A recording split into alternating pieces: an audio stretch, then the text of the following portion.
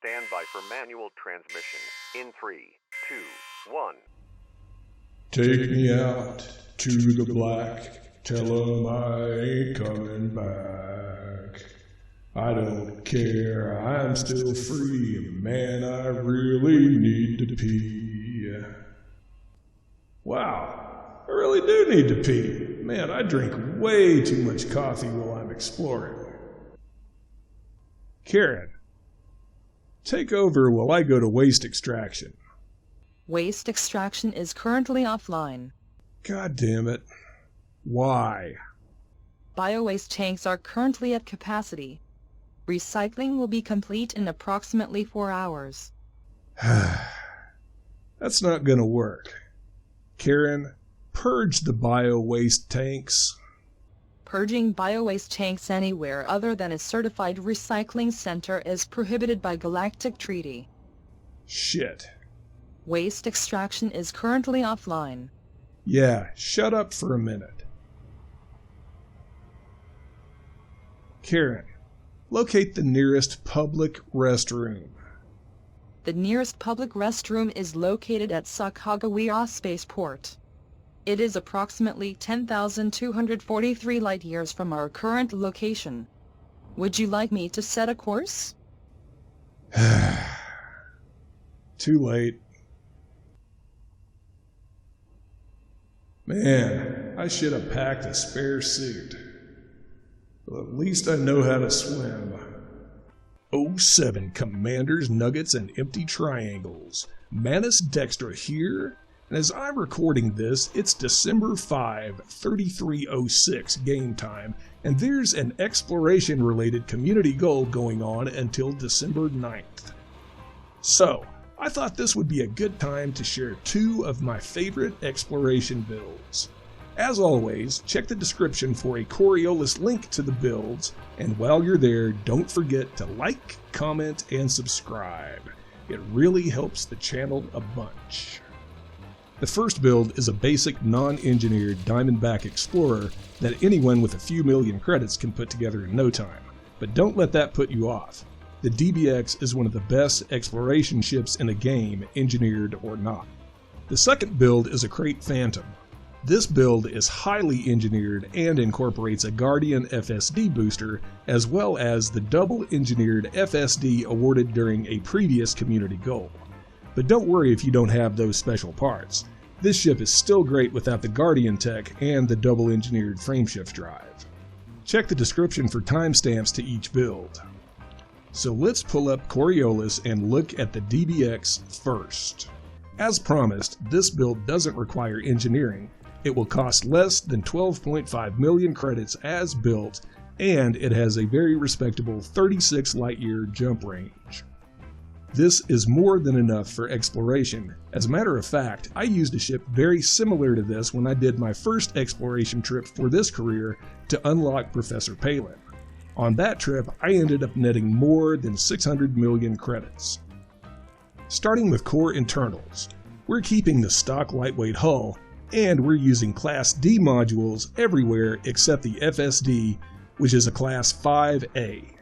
For those commanders who may not be aware, Class D core modules are always the lightest modules and usually provide the best ratio of mass to power consumption and performance. Most of the time, when you're outfitting core internals, you'll want to go with either Class D modules or Class A modules, which provide the best overall performance at the cost of greater mass and power requirements. Since a ship's total mass has a big impact on jump range, we want to minimize mass wherever we can without compromising performance. Moving on to optional internals. In general, you'll want to fit the biggest and best fuel scoop possible on all your ships so that refueling doesn't slow you down while traveling. Here we're using a 4A. If the DBX has a flaw, it's the fact that this is the biggest fuel scoop the DBX can mount. It's a bit too small to keep the fuel tank topped off between jumps, and eventually, you'll need to spend some extra time scooping to catch up. But, as someone who's spent hundreds of hours flying this little beast, it really isn't that big an issue.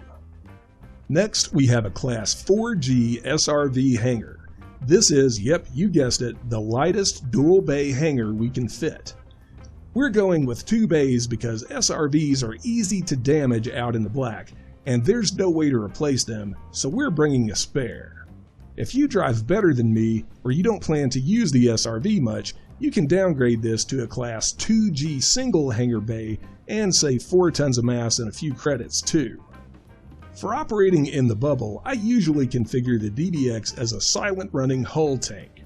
But out in the black, we don't need stealth, but we do still need protection against hard landings and collisions with asteroids, etc. The Class 3D shield generator provides this protection while adding much less mass than hull and module reinforcement packages. The auto field maintenance units let us effect emergency repairs to modules. AFMUs cannot repair themselves. This is why we have 2 of them. Also, they can't repair the ship's power plant, just something to keep in mind. These aren't strictly necessary, and after traveling thousands of light years, I've rarely needed to use 1, let alone 2. But if you have the room, and we do here, there's no reason not to take them along, just in case. Be sure to set power priorities for these modules to 2 or 3 in the right side panel, since these modules don't need power unless they're in use. This will also let you avoid module shutdowns, since the AFMUs are so power hungry and our power plant is a little bit undersized. The last piece of equipment here is absolutely necessary. It's the detailed surface scanner. You'll need this to map any valuable planets you find. These include candidates for terraforming, Earth-like and water worlds, and ammonia planets. If you're new to exploration, check the description for a link to my exploration guide. It will show you everything you need to know about exploring and mapping valuable finds for maximum profits. In the utility mounts, I've included a heatsink launcher. One common source of module damage comes from excessive heat caused by getting too close to stars while fuel scooping, etc. Heat sinks can help to avoid excessive heat and damage in these situations. So that's the basic DBX. Now let's look at the Super Deluxe Krait Phantom. As built, this ship will cost about 84 million credits with a jump range of at least 65 light years. Starting with core internals. We're using a lightweight hull engineered for heavy duty to grade 5 with the deep plating experimental effect. This gives us a good boost to hull points without adding any mass. That's pretty great for this kind of ship, and it's pretty much the standard way to engineer your hull, if you're an explorer.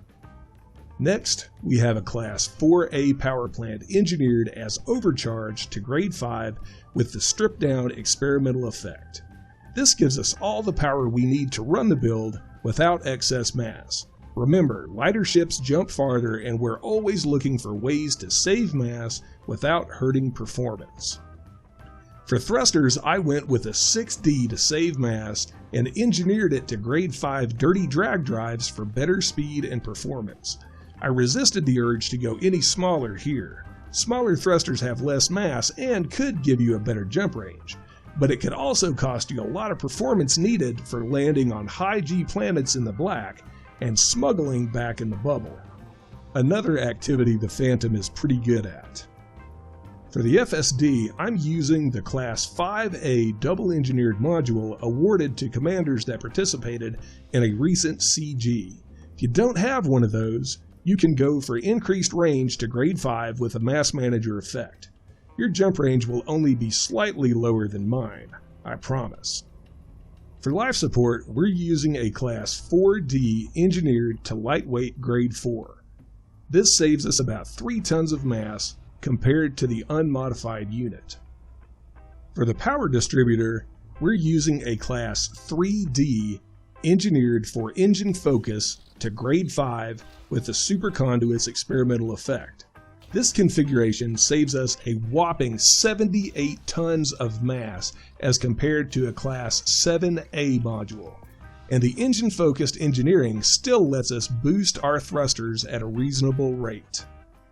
In the next slot, our Class 6D sensors engineered for lightweight to grade 5 save us an additional 37 tons of mass compared to an unengineered 6A sensor module. Moving on to optional internals. We'll go with a 6A fuel scoop because it's the biggest and best we can mount. Next, we'll add a 5H Guardian frameshift drive booster. As you can see, this gives us an extra 10.5 light years per jump. I got one of these as a reward for participating in a previous CG. The only other way to get one of these is via what most commanders call the Guardian grind. And unlocking Guardian tech is far beyond the scope of this video. In the next few weeks I should have a video on the subject, but until then, check the description for a link to the guide I used way back when I was a new commander.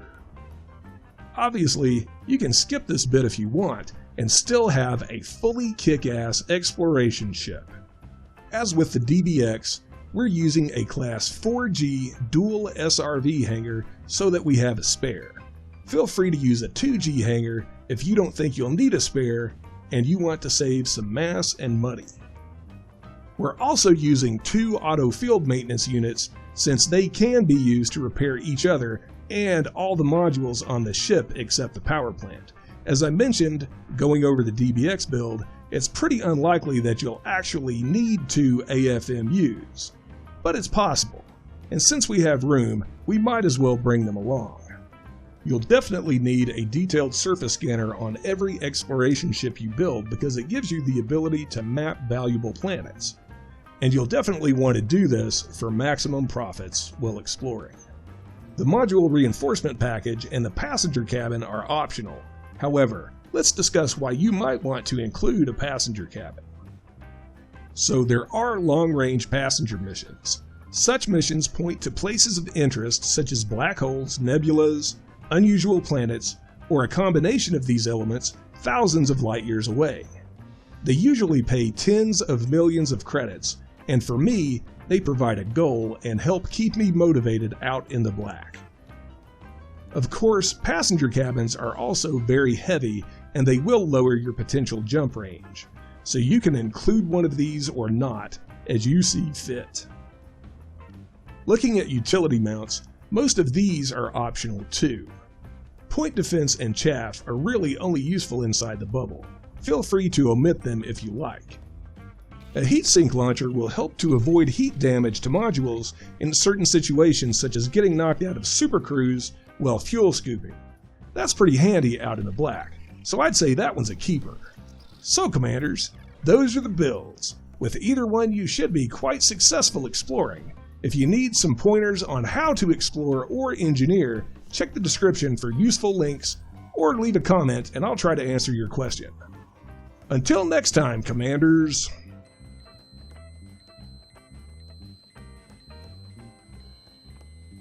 You will now be released from manual control.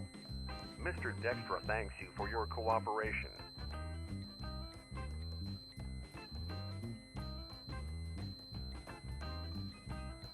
You will now be released from manual control. Mr. Dextra thanks you for your cooperation.